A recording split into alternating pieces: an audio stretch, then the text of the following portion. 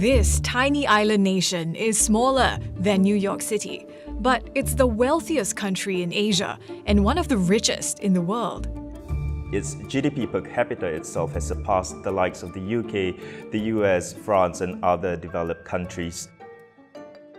Over 6 decades, Singapore has transformed itself from a colonial trading port to a buzzing financial center that's envied the world over.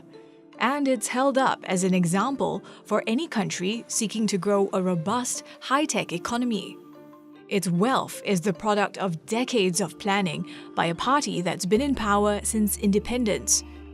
So, what's Singapore's formula for success? And as its leadership changes for the first time in 20 years, can it continue to prosper? When Singapore became independent in 1965, the first Prime Minister Lee Kuan Yew and other founding leaders recognized it had an economic problem. It had no natural resources. So, if they wanted to develop an export-led economy and attract foreign capital, they would need to build up the country's manufacturing industry. Its location gave it an edge. It has access to the Straits of Malacca, to the Indian Ocean, to the South China Sea, which makes it a pivotal shipping hub. So it did this initially by transforming Singapore into a manufacturing base, with a focus on labor-intensive industry at first to wipe out the high unemployment. But Lee only ever intended manufacturing as a stepping stone to a more developed economy. He laid the fundamentals, which is a solid financial and legal system, stable and largely clean government, making sure that the public transport system is efficient, has world-class healthcare infrastructure. In the 1980s, Lee started laying the groundwork for what is now Singapore's biggest source of wealth: finance. Following the lead of places like the US and UK, he liberalized the financial services industry with lighter touch regulation. The legacy of that approach is evident today. 4,200 multinational companies have regional headquarters here. Low taxes are a big reason for that. Singapore's corporate tax rate is just 17% and can hit 13.5% or lower for some activities. That's also because Lee's successor, Goh Chok Tong, continued to lean into attracting big business.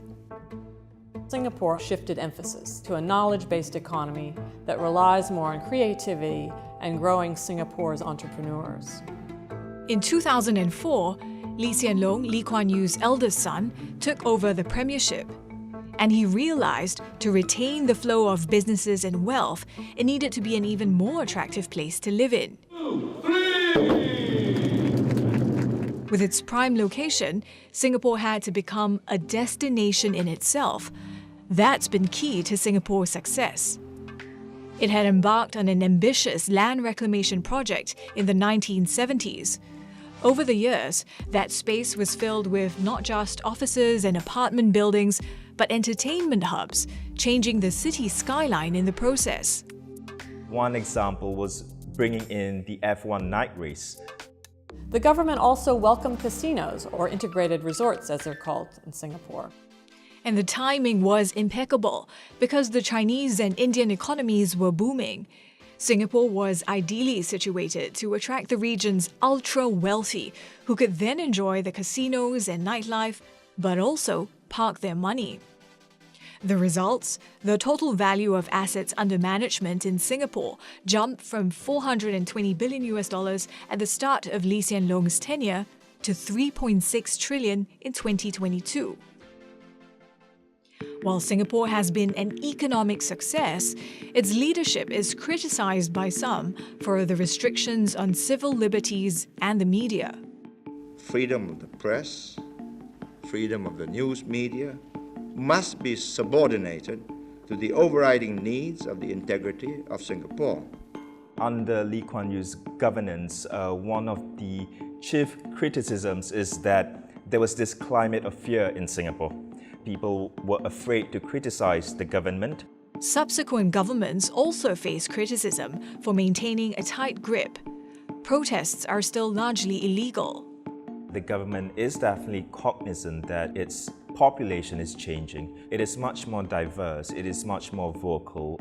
At the same time, Singapore needs to stay competitive as other countries learn from its model of growth, and climate change is becoming a threat to national security. This is the Singapore that Lawrence Wong is inheriting as the country's new Prime Minister.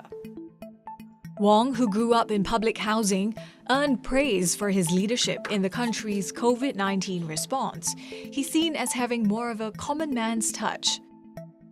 We should build on what we have today. We should affirm and reinforce what works well for Singapore. While the People's Action Party still forms the ruling government, its popularity is declining.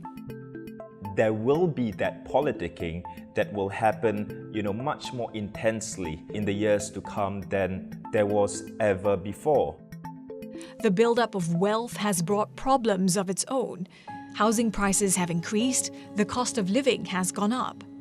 Part of Singapore's growth model has been to attract foreign labor. But too much foreign worker inflow raises concerns by the citizens that the foreigners are taking too many of the good jobs. If you just look at the numbers, inequality has been reduced, but that's not how some residents feel. The country's rapidly aging population is also going to add pressure to workforce growth and government spending. So, whether it's managing discontent or guiding Singapore's continued evolution into a tech hub, Wong's job is to sustain the city-state's hard-earned success.